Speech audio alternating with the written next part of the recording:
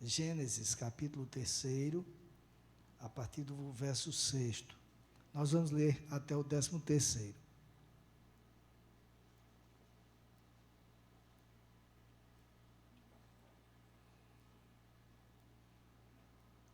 Amém, queridos?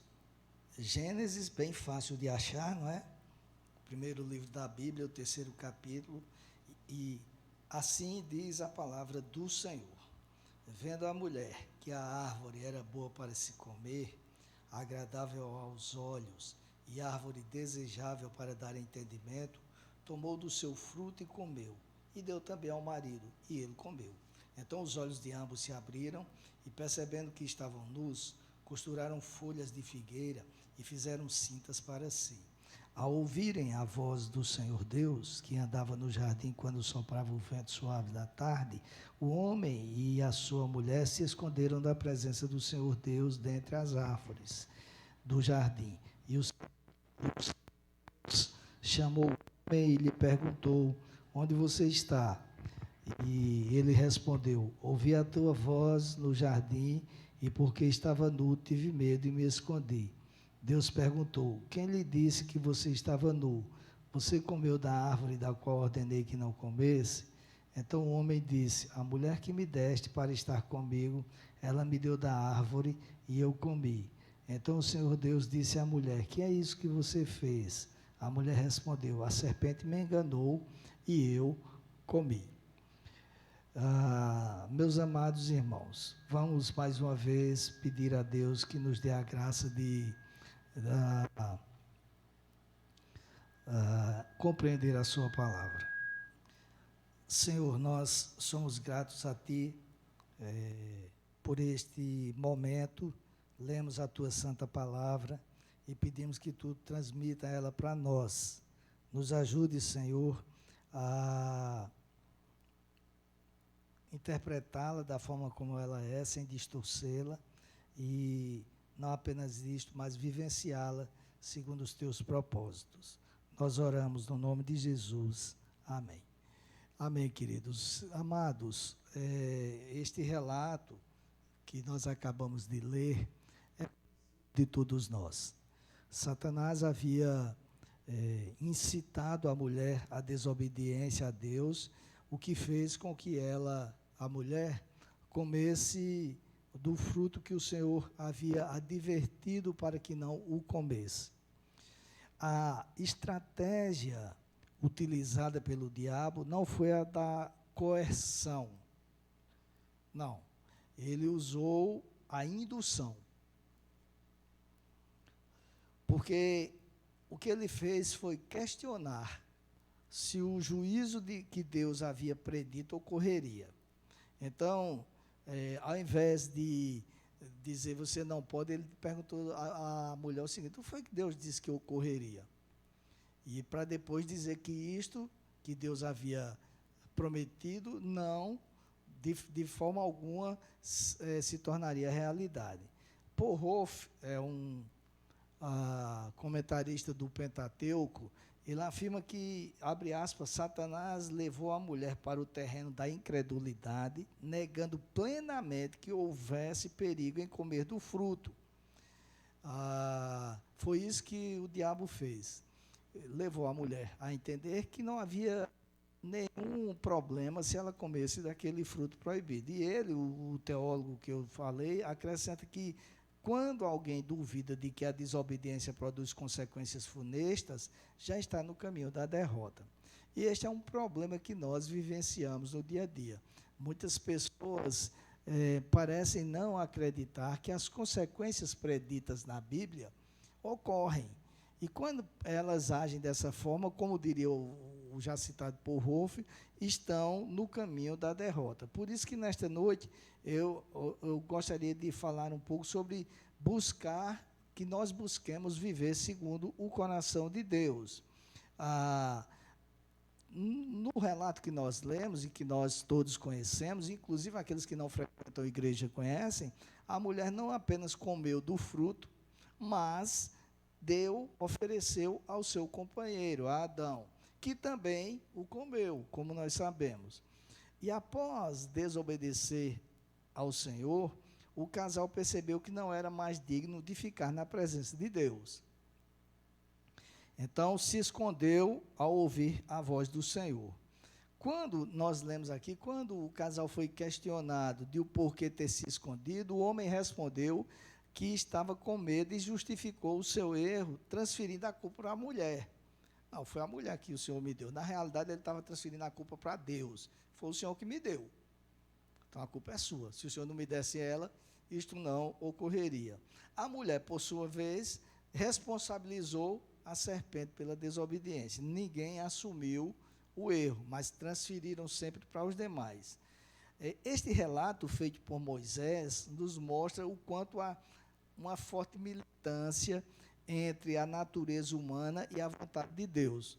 O apóstolo Paulo escreveu aos Gálatas que a carne milita contra o espírito. Então, essa militância é muito forte. A natureza humana mantém o constante desejo de fazer a sua própria vontade. E mesmo antes da queda, a natureza de Eva tinha a liberdade de escolher entre a vontade dela e a vontade de Deus. E acabou escolhendo fazer a vontade dela. O diabo, como demonstra o já citado Paul Rolfe, não criou nenhuma situação que deixasse Eva sem escolhas. Ele apenas, então somente, induziu ela a fazer questionamentos sobre a palavra de Deus. Diz ele, o teólogo, que enquanto Eva não duvidava da palavra de Deus e de sua bondade, não sentia fascinação pelo proibido. Foi a incredulidade que tirou suas defesas. E sabem, queridos, se nós observarmos, é isso que acontece no dia a dia. Muitas vezes nós somos crentes para acreditar, por exemplo, que Jesus veio ao mundo, foi à cruz, morreu e ressuscitou. Nós não vivenciamos a história, mas nós acreditamos no que está escrito. Mas muitas vezes nós somos incrédulos em relação a saber que Deus pode fazer alguma coisa que estamos precisando em determinado momento. Duvidamos da palavra do Senhor. E muitas vezes incorremos em erros crassos, porque isso nos faz incrédulos em muitas situações. Para que nós vivamos de acordo com o coração de Deus, se nós tomarmos por base este relato que eu acabei de fazer, nós podemos tirar algumas inferências, fazer algumas inferências que nos levam a tomar os cuidados necessários. A primeira coisa que nós precisamos ver é que precisamos ter cuidado com o que nós conversamos com nós mesmos. Se você observar o versículo 6, ele diz que, vendo a mulher que a árvore era boa para se comer, agradável aos olhos, e árvore desejável para dar entendimento, tomou do seu fruto e comeu. É como se Eva dissesse para si mesma o seguinte: essa fruta deve ser muito boa, deve ser muito gostosa. Se eu pudesse comer dela. Começou a alimentar o desejo de comer.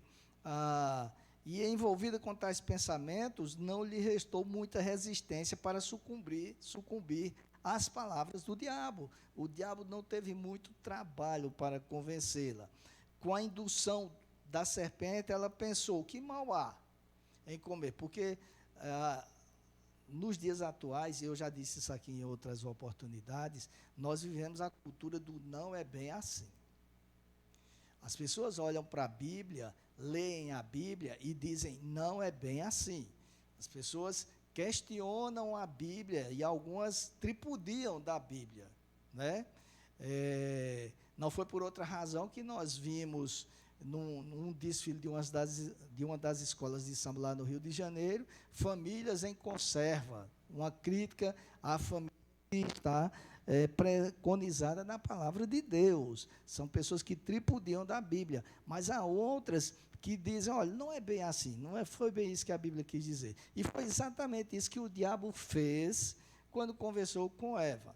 Perguntou a ela: o que foi que Deus disse que aconteceria se você comesse do fruto? Bom, ele disse que nós morreríamos. Ele disse: certamente não morrerás. Ou seja, não é bem assim. Não foi bem isso que Deus disse. O que Deus disse foi que o que Deus não quer é que você coma, porque se você comer, você vai se tornar conhecedora do bem e do mal. Então, não é bem assim. E é isso que a gente tem ouvido dizer todas as vezes, né? Então, de repente, a pessoa vai comprar um maço de cigarros e tem lá uma figura dizendo, se você adoecer, vai acontecer isso com você. Mas o cara diz, não é bem assim, porque não é todo mundo que tem câncer, não é todo mundo que acontece isso, então não é bem assim.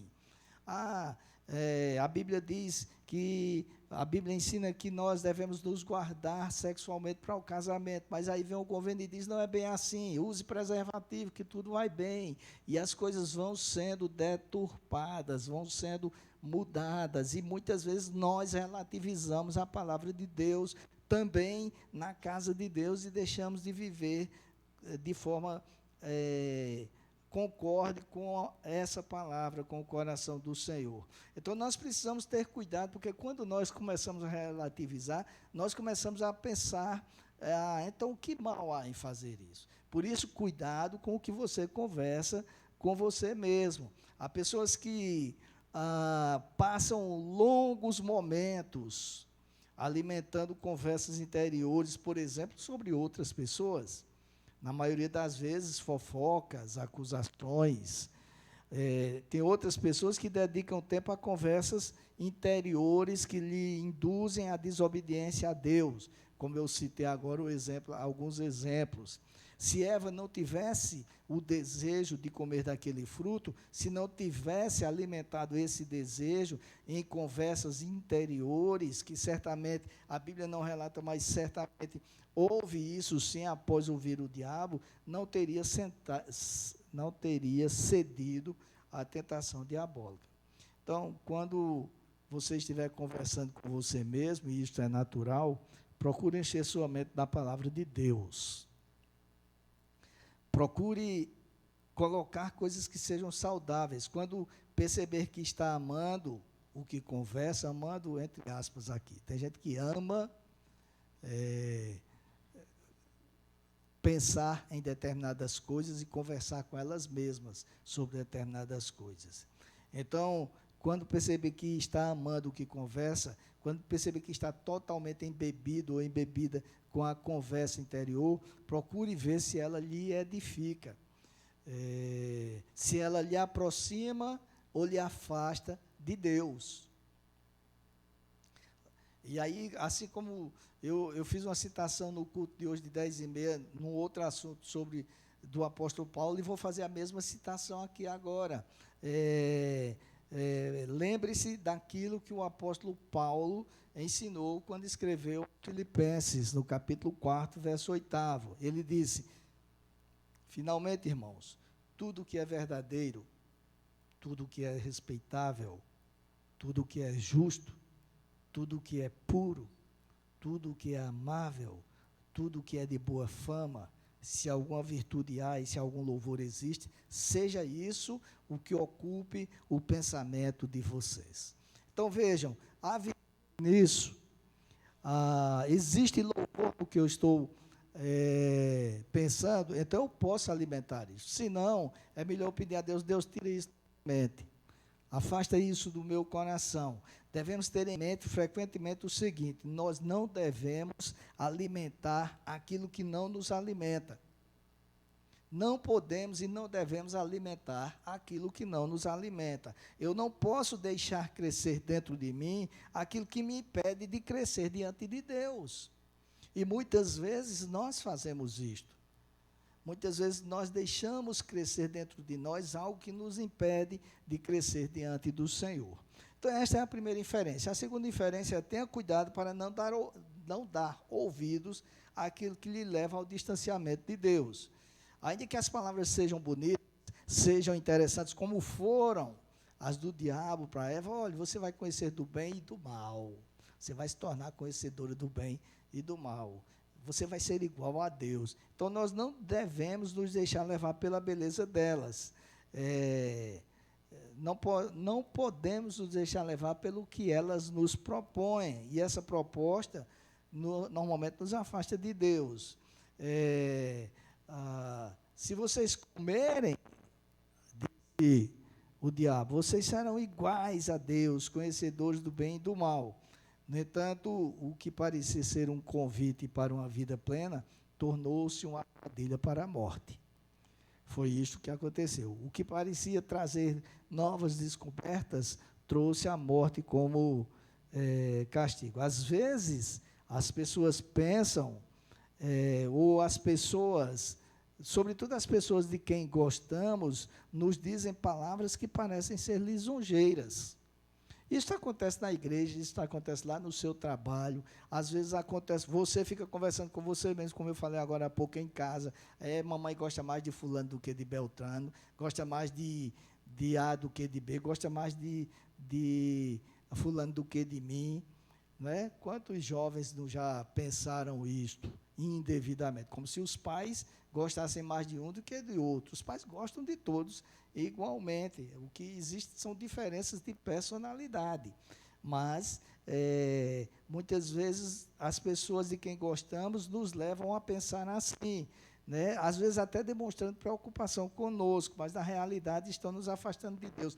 Você não merecia isto.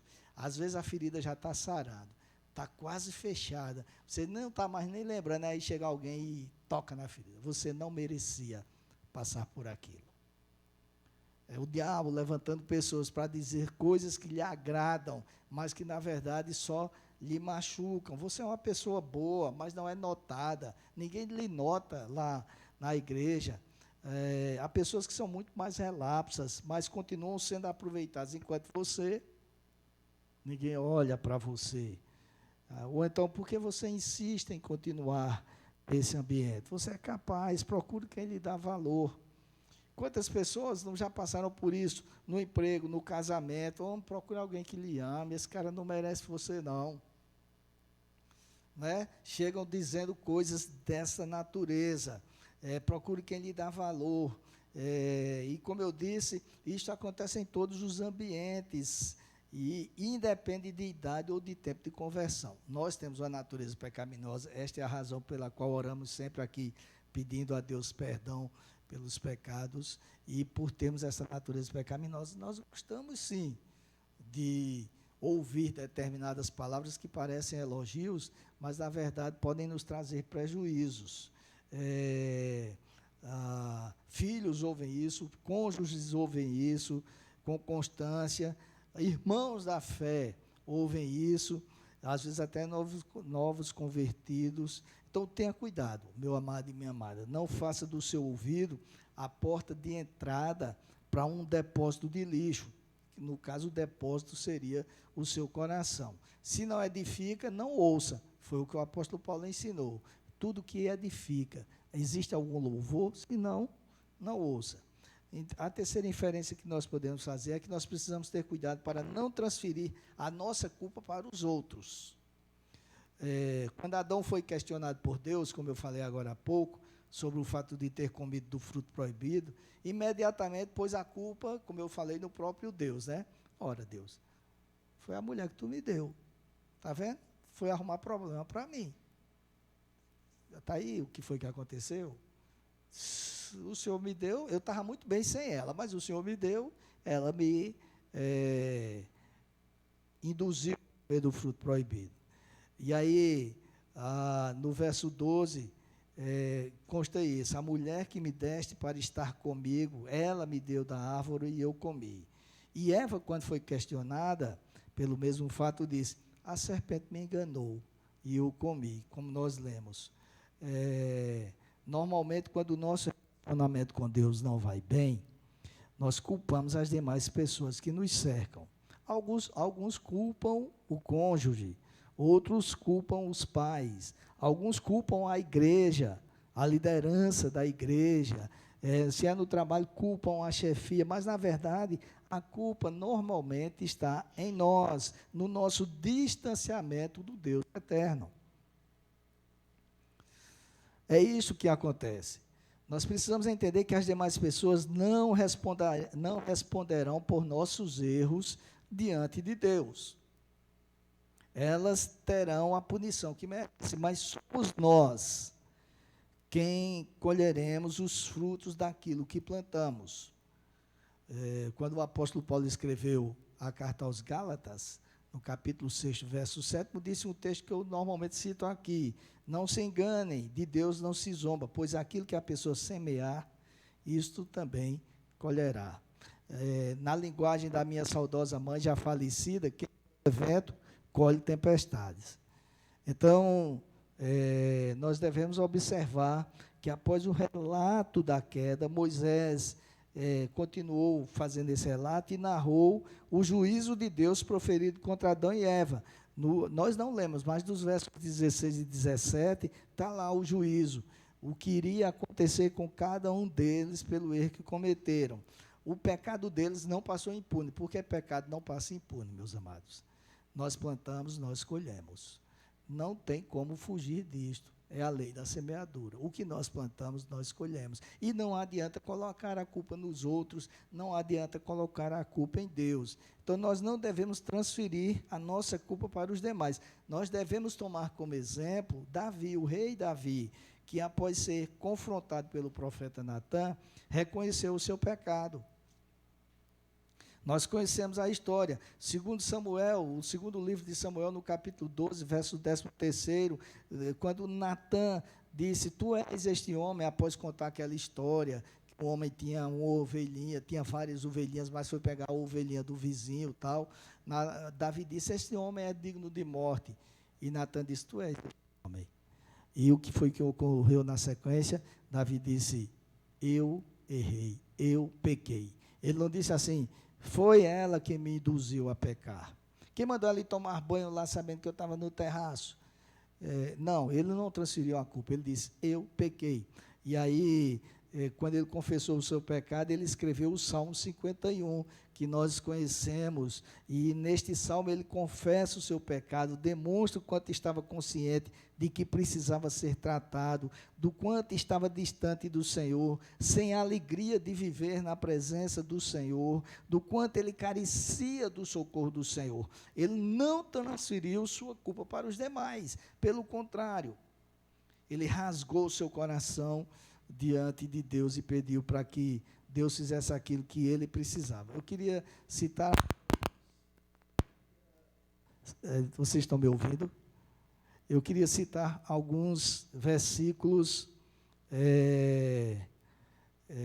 do Salmo 51.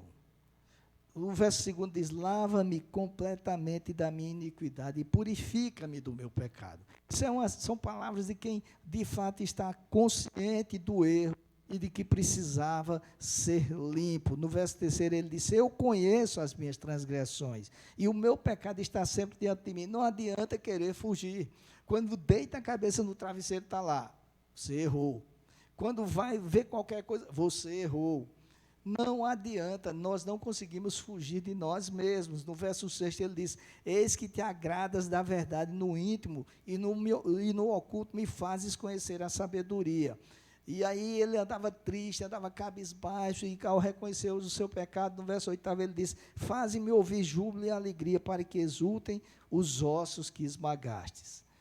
Verso 10 ele disse: cria em mim, ó Deus, um coração puro e renova dentro de mim um espírito inabalável. E por fim, no verso 12 ele disse: restitui-me a alegria da tua salvação e sustenta-me como um espírito voluntário. Então observem, queridos, enquanto ele tentou remediar o seu erro, só conseguiu distanciar-se do Senhor. Isto fica claro nas palavras do Salmo 51. Ele agravou ainda mais a situação. Entretanto, queridos, quando reconheceu que ele próprio havia sido causador daquele distanciamento, quando ele havia se resolvido deixar o relacionamento com Deus, ele não apenas retomou a alegria da salvação, como as gerações posteriores o retrataram como um homem segundo o coração de Deus. Como pode ser segundo o coração de Deus um homem que fez o que Davi fez? Já dizia um amigo meu, um saudoso amigo meu, e a resposta está... Tem vários momentos que a gente vê, e um dos momentos é este aqui. Ao invés de transferir a culpa para os demais, ele assumiu que errou diante do Senhor. Ele disse: foi eu cometi o erro, tentei remediar do meu jeito, então eu quem me distanciei. Não foi Deus que fez nada comigo. Por fim, queridos, antes que eu comece a exercer o dom da língua ferina, no verso 4 diz assim, faça um exame, no verso 4, tá bom? A quarta inferência, eu já estou ficando agoniado, a quarta inferência é, faça um exame contínuo à luz da palavra de Deus da sua vida. Examine-se a si mesmo. Esta quarta referência, inferência, melhor dizendo, é o antídoto para as três anteriores que eu citei aqui.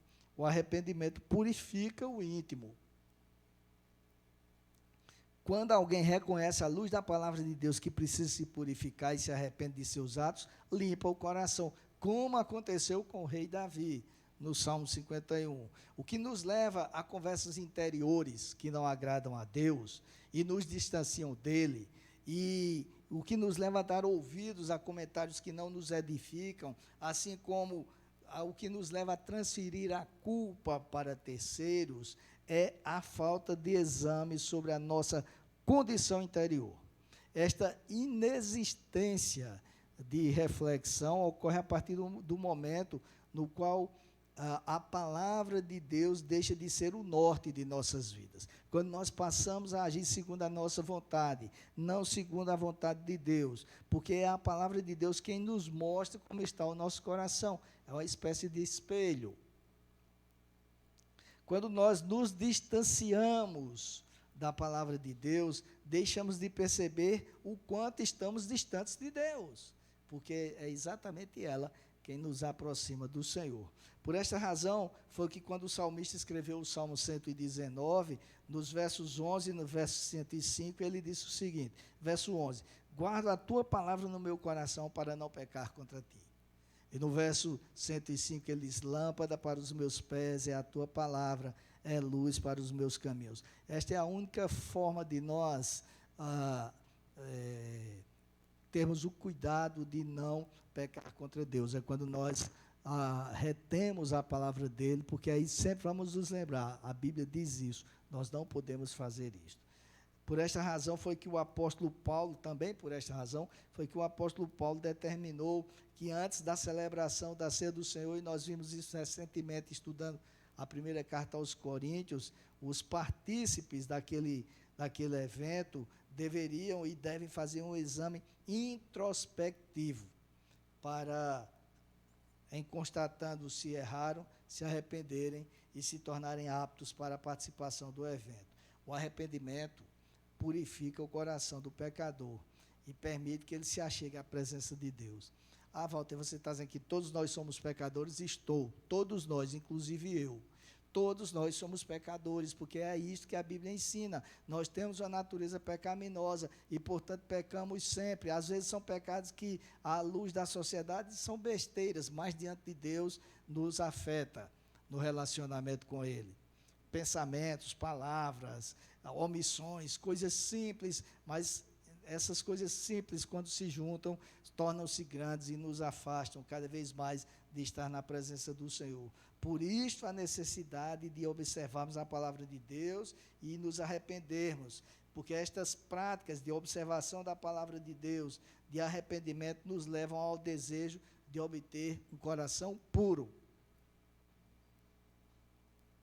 E como fruto dessa pureza de coração, meus amados, nós obtemos o prazer de servir a Deus. Sabem por que muitas pessoas não têm mais prazer de vir à casa de Deus? Sabem por que muitas pessoas não têm mais o prazer de servir a Deus? Às vezes você olha para pessoas que no início da sua vida cristã eram envolvidas com tudo e vão arrefecendo,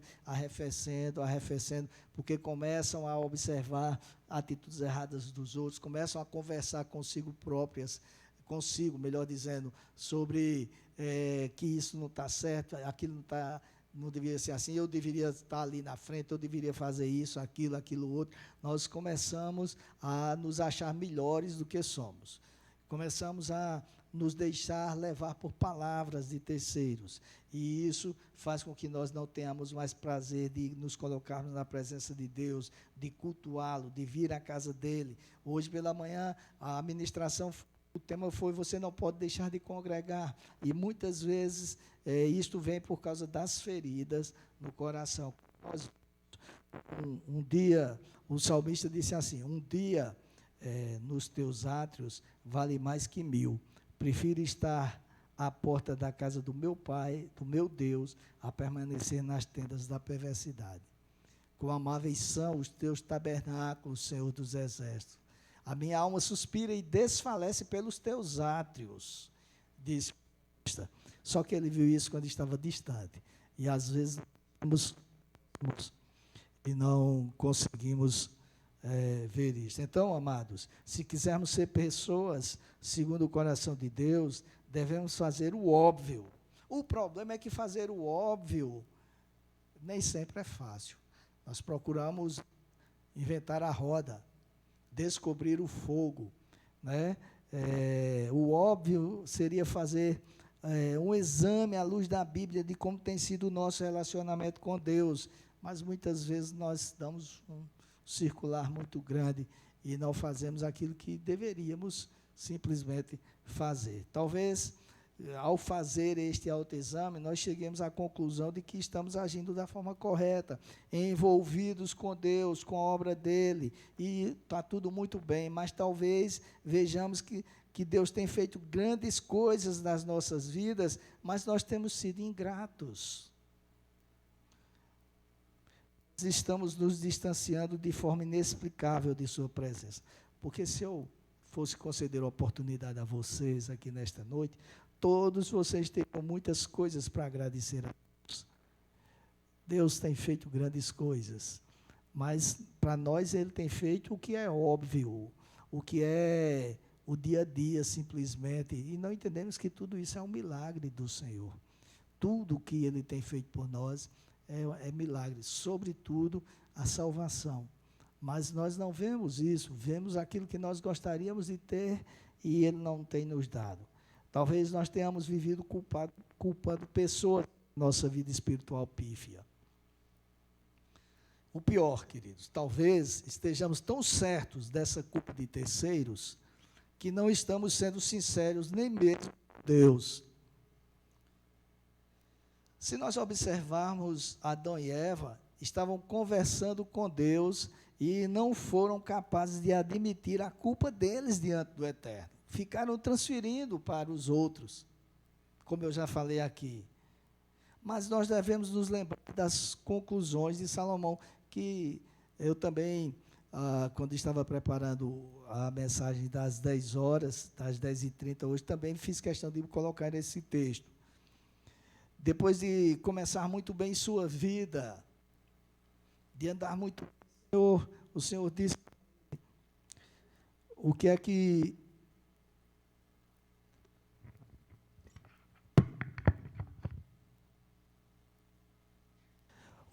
você quer? Peça o que você quiser de mim. E aí, ele disse, Senhor, eu sou jovem, eu não consigo cuidar do teu povo sem a tua ajuda, me dá sabedoria. Isso é uma coisa maravilhosa, queridos. É começar muito bem, é não estar preocupado em ser o rei dos reis, humanamente falando, de ter as maiores riquezas, queria apenas sabedoria do Deus eterno. Mas aí, com o tempo, ele foi se distanciando de Deus. Politicamente, ele casou com muitas mulheres. Os casamentos de Salomão, ele teve 300 mulheres, diz a palavra do Senhor, e ainda teve mais 700 concubinas. Eu fico imaginando como era a vida dele com tantas sogras, assim. Então, vejam bem,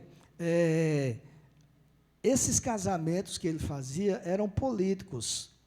Não tinha a ver com... porque quando ele fazia o casamento com uma filha de um rei... Esse é o de Érica, né? Vamos ver. Eu ia comprar um desses para mim.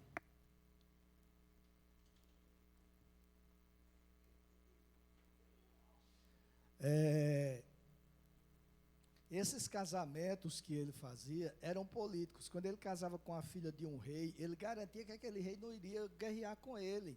Afinal, ele era o genro. Então, eram muitos casamentos políticos. Só que, fazendo isto, ele começou a casar com mulheres que adoravam a outros deuses. E isso fez com que ele começasse a adorar deuses pagãos também, se desviou totalmente do caminho do Senhor. E quando a gente lê o livro de Eclesiastes, que é atribuído a ele, a gente vê que ele andou decepcionado com a vida, tentando fazer coisas de várias formas. Mas aí no capítulo 12, terminando o livro, ele diz assim: de tudo o que se ouviu, a conclusão é esta: tema a Deus e guarda os seus mandamentos, porque isto é o dever de cada pessoa. Porque Deus há de trazer a juízo todas as obras, até as que estão escondidas, quer sejam boas, quer sejam más. O Senhor Jesus, quando andou no mundo, disse assim: não há nada encoberto que não venha a ser revelado. Um dia diante do Senhor, tudo vai ficar às claras. E aí o que vai fazer a diferença é aquilo que nós fazemos no dia a dia. A minha oração é que Deus nos ajude a tomar a decisão de ser cristão segundo o coração dele. Isto significa viver uma vida de acordo com a sua palavra, temendo a ele, não tendo medo, mas temendo, respeitando, louvando, adorando a ele pelo que ele é. E assim nós possamos também não dar aso para a nossa natureza pecaminosa. Que Deus nos ajude, que Ele nos abençoe em nome do Senhor Jesus. Vamos orar. Pai, eu peço que o Senhor nos dê a graça de compreender a Tua palavra, compreender que somos pecadores e que estamos, durante todos os momentos, sujeitos a entristecer Teu Santo Espírito, seja com atitudes, seja com pensamentos, seja com palavras, seja com omissões. Então, Senhor, nos perdoa, mais uma vez, como foi pedido nesta noite aqui, e nos ajude a fazer uma reflexão sincera, olhar para dentro de nós e ver quem realmente somos. Naquilo que estamos corretos, que continuemos fazendo o que te apraz, mas naquilo que precisa mudar, ser conosco, Senhor. Nos ajude a mudar, nos ajude a andar segundo o teu coração, para que assim, um dia, quando estivermos diante do Senhor, nós possamos, mesmo sabendo que somos pecadores, ter no nosso currículo mais ou menos aquilo que Davi teve, que errou, que fez muitas coisas que não deveriam, mas ainda assim ficou conhecido como um homem segundo o teu coração. Que nós possamos ser vistos por ti como alguém que quer viver segundo o teu coração, que tem o desejo de andar segundo o teu coração, que tem o desejo de andar segundo a tua vontade. Mesmo pecadores, insistamos em querer viver segundo a tua vontade. Tem misericórdia, pois, de nós oramos agradecidos no nome de Jesus. Amém.